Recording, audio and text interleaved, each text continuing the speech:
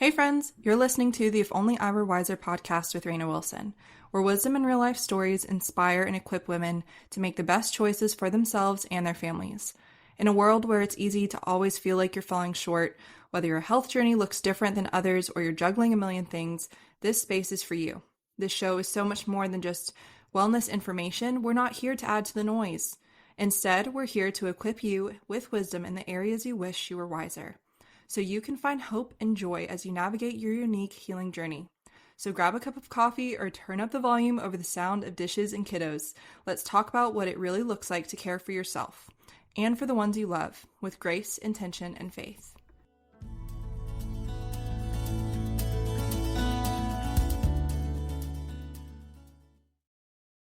Hey friends, welcome back to the If Only I Were Wiser podcast. I'm so excited to soft launch this Mama series on the podcast by diving into this episode all on reclaiming your intuition and building a support team that sees the whole you, because I feel like making this whole transition to an out-of-hospital birth experience, it's a whirlwind, and building a support team where we felt loved and cared for and heard was honestly one of the most important pieces, if not the most crucial one. So before we kind of get into our story, some of the tangibles that shifts that we have made and changed, expectations that we've set, conversations that we've had, I kind of wanted to follow up on the previous episode that I had where we just shared our trying to conceive journey, where I kind of laid out what that looked like for us and how we walked through that with community, what it meant for us to wait well, what that learning process with the Lord looked like, and how to lament well with friends that were hurting and all that we learned from that. Now, I wanted to follow up with some of the specifics because I've had a few questions asked specifically on how did we support my husband and myself when we had those really low fertility test results. So I wanted to cover a handful of those just before we get started. Of course, when we went into things, the first response was me.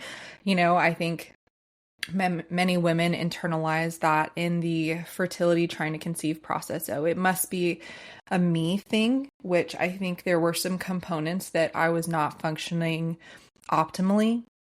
And so I had to really dial some of those things in before we found out through some of Joseph's more intensive testing that resulted in some of his low fertility markers. So some of the things that we kind of just dove into, so you have just some tangible specifics, was ovulation testing for me. I was really keying into my cycle. I knew it pretty religiously. I'd been tracking for several years at this point. But I was also watching for my fertility markers, like my temperatures, tracking that across the course of my cycle, using ovulation test strips. The test strips were not so great, so we transitioned to the digital ones. And I felt like that was just almost seeing the happy face was a little bit more confirming for us and a little bit more consistent.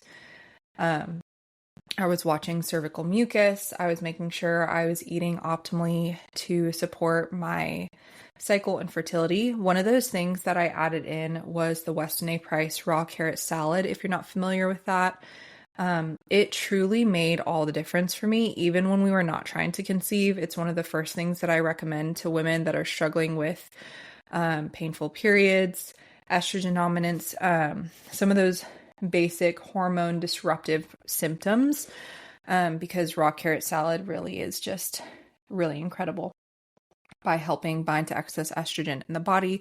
Beta carotene just helps support you, gets all those things moving and out of your body. My skin cleared up really well. My PMS symptoms went out the window, so I wasn't struggling with painful or irregular periods. So the raw carrot salad was truly helpful, and I'll link maybe just some Instagram posts or some resources for that if you're interested. One of the other things I added in was a topical progesterone. I thought this was a little woo-woo, and I'll kind of touch on just some of the more specific woo-woo things, I guess, in our trying to conceive journey on Instagram. or maybe in some of these later episodes, but it was recommended to us to add in just progesterone in general. Adding in progesterone for Ledger's pregnancy was something I was already familiar with. Progesterone is across the board typically low for women and very obvious in women that are trying to conceive and struggling. So I knew that that was something I could add in as just a supplemental support. That would just be all around beneficial. I used the Young Living Progescence oil. I'm not affiliated with them. I just used it, loved it, had a friend that gifted it to me, and honestly, my cycles changed overnight. Similar to the raw carrot salad, I saw an immediate difference in how my body felt, how I felt physically, mentally, emotionally more stable towards the end of my cycle leading into my period. I couldn't sing its praises enough. And then, of course, kind of along the internalizing line conversation, I knew that PCOS was a factor in my health story over the past, say, 10 years. I had struggled with PCOS symptoms in high school, a little bit in college. So I knew it could be a factor in our trying to conceive journey. And as I dove more into that, just realizing I aligned or didn't align with some of the markers that would categorize me as really struggling or diagnosed with PCOS. But we did use the book Getting Pregnant with PCOS. I'll link that below as well. It was just an incredible resource to truly dive into insulin sensitivity, making sure that I was dialing in to my cycle and looking at really the differences between what is optimal testing results or blood work labs that you could run during fertility struggles and what Western medicine says is appropriate and basically standard. And the difference being so drastic in, for example, what is acceptable and normal vitamin D if I were to have my labs done by my doctor versus what is optimal and what my body should be truly functioning at if I wanted to conceive and grow a healthy baby. Vitamin D being one of those things that played a factor in our conversation. And I had to address with my doctor just the differences in those numbers because, Western medicine doesn't test based on women usually to begin with. So that was just something I had known walking into that. But the male fertility chapter, specifically in Getting Pregnant with PCOS, was so helpful. Gave us a framework that we were able to sit and process through and see how we wanted to specifically target and supplement Joseph's low fertility markers. And yes, the Lord's timing, yes, he was sovereign over the whole process, but I truly believe that the supplemental component that we took into the beginning of this process made all the difference because of the markers that we had that were low. And then instead of just throwing like a blanket male fertility supplement at it, we were trying to really be intentional about what we were putting in our body from a physical standpoint, but also just financially. Also, because that's unrealistic for me to say we did all these things and there wasn't a financial burden component to it, which I'll kind of get into as we unpack this topic a bit. But now after we got a positive pregnancy test, we knew we wanted to do things differently. And our first instinct was really to pursue an out-of-hospital birth. We felt like in order to avoid the cascade of interventions that we had already previously experienced, it would be near impossible, I won't say impossible, but very difficult to have a peaceful birth experience while birthing in an environment that truly functions off of systemic rhythms and practices. Kind of using the analogy of you don't go to a burger joint expecting a pizza. And that's where we kind of felt at a crossroads with the hospital and Western medicine setting for pursuing the birth experience that we want.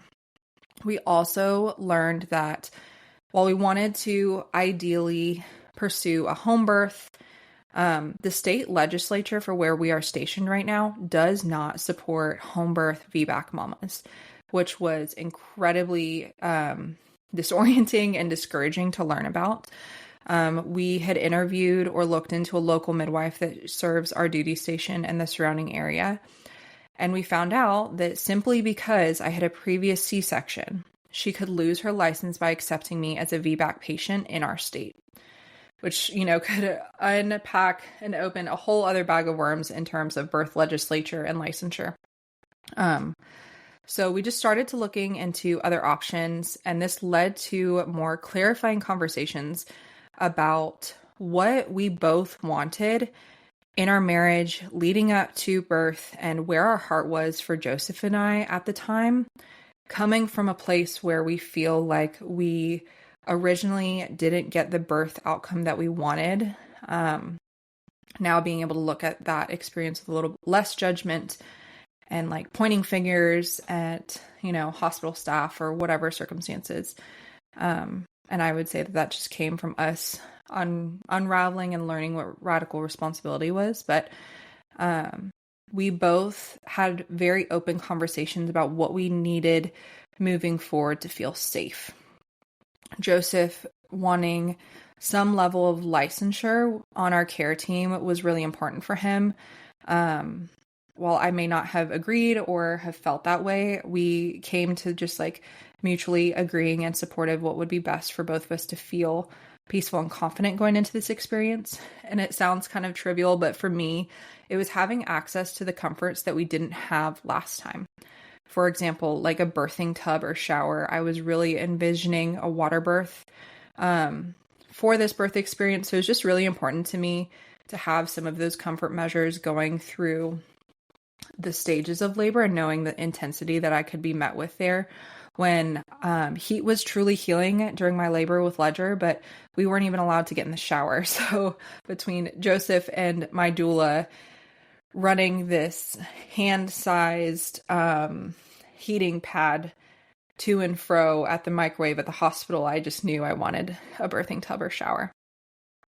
One of the things we also candidly processed was our financial burden preparing for an out-of-hospital birth, because our insurance will not cover anything for this birth. So we had to pray and process and prepare in what would be the most wise way to steward our finances in the upcoming months to make this outcome come true.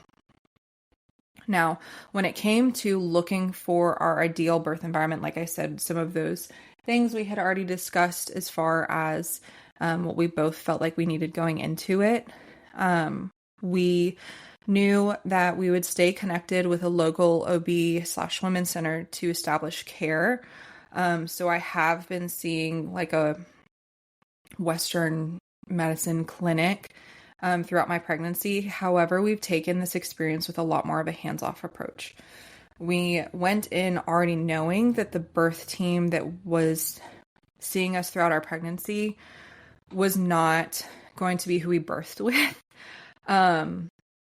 So it truly took some of like the authoritative pressure that we felt the first time off, and allowed us to be a little bit more present and lean into the convictions that we had going into this birth. Like I said, we already knew we had these fundamental differences in our approach to physiological birth. Some of the examples being big babies, leading to an automatic C-section, genetic testing, pregnancy vaccinations, additional ultrasounds, just to name a few of the things that we knew that we had different understandings of and probably would rub our OB or rub our practitioner supervising our care the wrong way, or we may not agree. I will say they have been so much more supportive in terms of making sure that we're informed for the decisions that we're making. But I won't say all of the providers that we've seen have been that way. But I also want to affirm you that no is a complete sentence. And holding tight to that during this pregnancy of choosing radical responsibility in several areas has been incredibly hard, but also very healing. Now, as we kind of close up this episode, I don't want to ramble too long, but I wanted to feel like I could give you some of the tangible resources that we have used personally that we have found really healing and helpful with Ledger's pregnancy and birth. Like I said, his birth towards the end was the introduction into my wellness world. It was raw milk and beef liver really towards the end. And that's what spurred me on, I get this journey for the past several years. But I knew going into this pregnancy, I didn't want to chase all the things. I didn't want to consume all the things. There's way too much fear surrounding birth in general, I think, especially from a holistic sense. And so we were very intentional about the time, money, and resources that we were going to engage with during this pregnancy, because we just didn't want to lose any peace. We didn't want to give the enemy any room to steal our joy in protecting the sacred area. So I'm going to share some of the specifics. I'll link them all down below in the show notes so you guys have access to them. Just some of my favorite creators and friends has created these resources, and it's been just so fun to unpack them and process them within the framework of our own family. So one of the resources is Growing Wild Babies by Allie Woods. She's a RN that has gone full holistic. And I've just loved her Instagram page as a resource. And so when she put this out, talking on several of the topics like ROGAM and bacterial vaginosis, yeast infections, ultrasound, like all of these topics that I feel like aren't blatantly expressed or talked about in the holistic birth world, and getting them all in a compiled resource was such a blessing for Joseph and I to unpack and see where we landed in our own time. I've said it before, I'll say it again, the Eat Your Prenatal book by several of my friends has been so good. It truly was the first introduction for us to approach pregnancy from a resourced and nourished state and being whole food focused. It really opened our eyes to understand that just because you take a prenatal off the shelf doesn't mean that it's checking all of your boxes in terms of growing a healthy baby. So just being formed in that way was incredibly helpful, even if you decided to take a prenatal, which they talk about supplementation and their prenatal recommendations in there. So it's not like throw away all your prenatals, but here are some that might be a little bit more bioavailable and helpful for you. Was also super helpful, not feeling you were caught in this like rock and hard place. The third community that we've been in or engaged with is the Village Birth Offering by Michelle Cheatham, Molly Peralta, and Corey Malloy. This container has just allowed us to truly question our intentions, our energetic approach to this pregnancy and birth, the values that we hold as a family, how this shows up in birth, engaging with the victim mentality, how do we feel resourced and equipped, and how that shows up in your day-to-day. And then using the bowspring practice from Amanda Cepeda that I've engaged with over the past, I would say, year, taking that practice specifically into the stages of labor and how to use bowspring to labor well from these postures has been incredibly helpful. So I will say this just container has been really eye-opening to sift through in the ways that has served us best for our family, to look back at our previous birth without judgment, and getting really excited about what we envision for this next outcome. Another that I will link is The Portal by Yolande Clark. Just again, a totally different perspective on birth, kind of a bliss, pain-free, orgasmic birth, and what her experiences were over the course of, I think she has 9 children, and what that looks like for her. Again, taking radical responsibility, birthing outside of the system, and then just reading these resources without judgment, and allowing us to sit with them and see where this lands for our family has been incredibly helpful. So I hope that this episode has served you really well. I'm really excited to kind of dive into more of the nitty-gritty topics of what we wish we had known.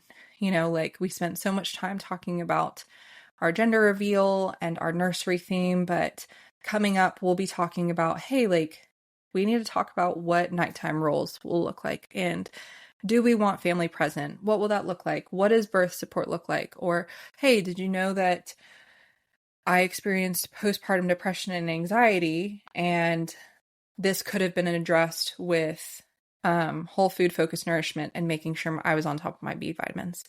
So like I said, all of the things we wish we had knew, all the areas we wish we had been wiser, coming up in the rest of this Mama series. I'm so excited to share with you guys. If you have any questions, specifically, feel free to DM me on Instagram at wiselywell. Comment, leave reviews about the podcast. If you guys have specific things coming up for you or how this resonated with you, and I'll be happy to touch on those. But until then, I will see you guys on the next episode.